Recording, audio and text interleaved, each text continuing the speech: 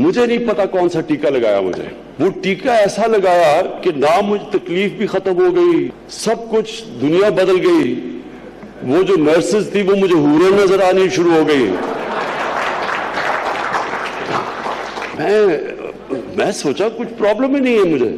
تقریر بھی کر دی میں نے کوئی ٹی وی کے اوپر, وہ مجھے یاد ہی نہیں میں نے کیا کہا. وہ جب اس کا افیکٹ گیا پھر مجھے تکلیف شروع ہو گئی. وزیر اعظم کی تقریب سے گفتگو تو آپ نے سن لی, لیکن آپ حیران رہے ہوں گے کہ عمران خان دراصل کب اور کون سی حوروں کی بات کر رہے تھے. الیکشن سے قبل سیڑھیوں سے گر کر زخمی ہو گئے تھے اور پھر انہیں شوکت خانم اسپتال منتقل کیا گیا تھا, جہاں انہیں انجیکشن لگا اور کچھ سکون ملا. نرسیں حوریں نظر آنے لگی. وزیر اعظم عمران خان نے کہا کہ میں نے تقریر بھی کر دی جو مجھے یاد نہیں. ان کے اس بیان پر حاضرین بھی مسکرائے بنا نہ رہ سکے. عمران خان نے کہا کہ درد دوبارہ ہونے لگا تو ڈاکٹر سے کہا کہ ایک ٹیکا اور لگاؤ.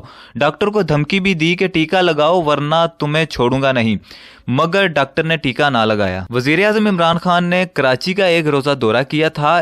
اس دوران انہوں نے سیاسی و کاروباری شخصیات سے اہم ملاقاتیں کی تھی, جبکہ نوجوانوں میں قرض کی تقسیم سے متعلق ایک تقریب میں بھی شریک ہوئے تھے. کراچی میں کامیاب جوان پروگرام کے نوجوانوں میں چیک تقسیم کرنے کی تقریب سے خطاب کرتے ہوئے عمران خان نے کہا ہے کہ نوجوان ہمارا سب سے بڑا اثاثہ ہیں. ان پر ہم جس قدر خرچ کریں گے ملک اتنا ہی ترقی کرے گا. مہنگائی کے ذمہ دار مافیاز کا خاتمہ کریں گے. کامیاب جوان پروگرام میں جتنا میرٹ ہوگا یہ پروگرام اتنا ہی کامیاب ہوگا.